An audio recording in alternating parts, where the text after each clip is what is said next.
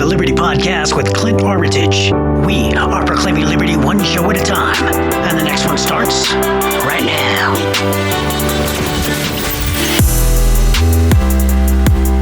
All right, thanks for coming back. Again, my name is Clint Armitage, and this is the Liberty Podcast. We've been in a series called Signs of Judgment, where we're looking at a book written by author Jonathan Cahn, who's a rabbi. He's a Messianic Jew and pastor in New Jersey, and the book's called The Harbinger. And so we've been looking at all the different harbingers, and we're up to harbinger number 7. Which is talking about a cedar tree, replacing the sycamore from the last episode with a cedar tree. So just like the last episodes, we're going to take a look, or actually take a listen, to an excerpt regarding the 7th harbinger. Let's get started. And the 7th harbinger. But we will replace them with cedars. The word cedar in the translation stands for the Hebrew word erez. The 7th harbinger is the erez tree. The word erez speaks of a strong tree, particularly a conifer, and more specifically, a tree of the Pinaceae family. The people of Israel would plant the erez in place of the fallen sycamore. As the erez tree was stronger than the sycamore, it was another symbolic act of defiance. The nation would rise up stronger than before. And how did it manifest in America? In 2003, at the end of November, a tree appeared in the sky at the corner of Ground Zero. It was being lowered into place where the sycamore of Ground Zero had once stood and was struck down. People gathered around the tree and held a ceremony. They noted the symbolic meaning behind the planting of the new tree where the old had once stood. They gave the tree a name. They called it the Tree of Hope and heralded it as a sign of the indomitable nature of human hope. The tree wasn't a sycamore, it was a conifer tree. It was of the Pinaceae family. As in the prophecy, it was an erez tree. So they replaced the fallen sycamore with an erez tree, the ancient sign of defiance and judgment. The sign of the erez tree that had manifested in ancient Israel now had manifested in New York City at the corner of Ground Zero. Okay, so let's go back to Isaiah 9:10. Let's read it again so we understand what it's saying here. It says this: "The bricks have fallen, but we will rebuild with finished stone. The sycamores have been felled, but we will replace them with cedars." Here's another version. "The bricks have fallen, but we will build with hewn stones. The sycamores are cut down, but we will change them into cedars." So the reason why I'm saying it multiple times is because I'm taking a look at what we're looking at specifically in terms of the sycamores and the cedars. So this was the one that I kind of felt like it really, this was the one I felt like it was different. Like I didn't feel as strong a connection to when the author had written about this. I didn't really think like, oh, okay, there's a strong connection here in this harbinger. Like I didn't get pulled in that direction. So this is the one where I want to get into just a little bit more in terms of, how I look at this. So again, I didn't feel this was a very strong connection in terms of this harbinger. I felt like when I first read it, when I first heard it, I felt like the author was stretching a little bit, trying to grasp and make it connect. Like, trying to make things match. And that's kind of what I felt at first when I was really initially listening to this or hearing about this, or reading about it. So the first thing we're going to be talking about is the sycamores. Now, sycamore trees are fig trees or fig mulberry. That's what the scriptures were talking about there in that verse there in Isaiah. Well,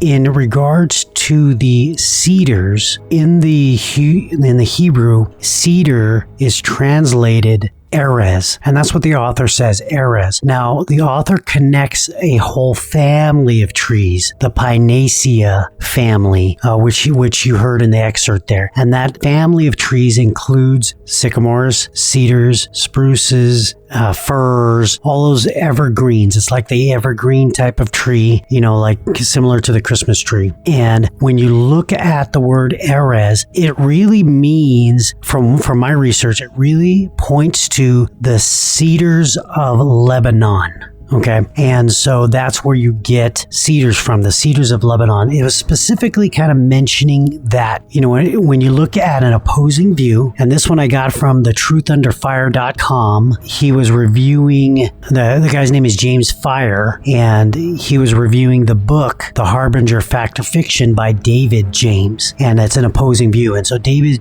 James, gave a pretty good, thorough explanation of why this wasn't a good harbinger. So let's take a look at what it says in that opposing view. It says, fact concerning Israel. Israel declared that they would plant cedars of Lebanon to replace sycamores in defiance of the Assyrians who cut them down and in defiance of God who had sent them to judge the nation. Concerning America, a Norway spruce was planted at ground zero to replace the sycamore as an act of defiance, just as did ancient Israel. And so he continues on. He talks about how the author mentions the replacement of the sycamore with the Erez tree and the Pinacea family of trees. And so what this guy, David James, the author of that fact or fiction book, what he says is that it raises a few questions. What type of cedar tree did the biblical writers mean when they used Erez? Were they just cedars in general or specific types of cedars? And he says 23 of 69 verses identify Erez as a cedar of Lebanon because the word Lebanon is either in the verse or nearby context. 27 of the remaining 46 verses connect Erez to constructions of buildings and mostly temples and royal palaces where only the cedars of Lebanon were used. So the author of the opposing view here, David James, is saying,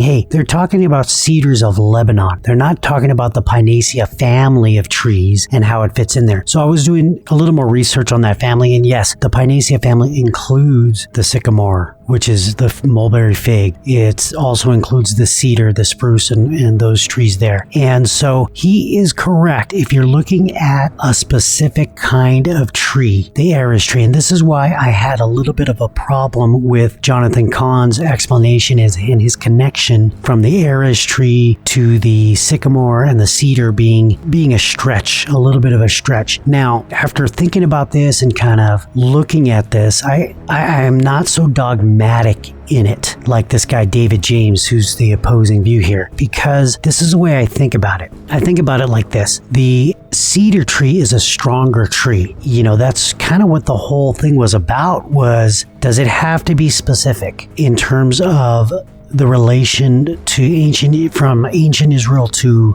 modern day America? And in my mind, as I have thought about it and researched it and kind of read the scriptures, and I don't think it has to be that specific. I think that's one of our problems, is we get so intelligent about things that we have to have things perfect and all that. However, if you're looking at it in terms of a spirit of defiance and replacing a weaker tree with a stronger tree, does it still fit in with this whole cedar family, sycamore, cedar kind of, connection? Then if you're looking at it that way, you can see there is a connection. And because the spirit of defiance is, hey, I'm replacing a weaker tree that got cut down with a stronger tree to show how strong we are. That's what the Israelites did. And did America do the same thing?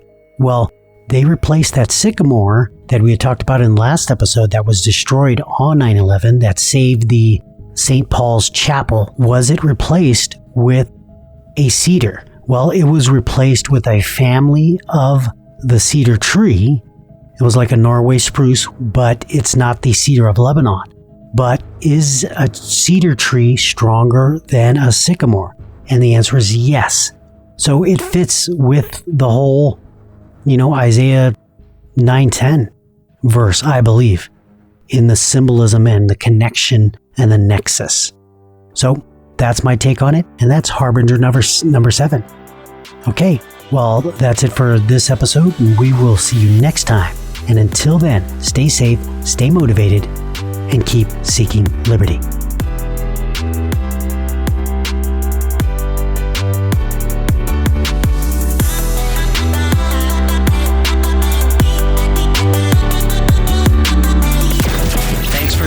For another episode of the Liberty Podcast with Clint Armitage. If you want to get in touch, email us at info@clintarmitage.com.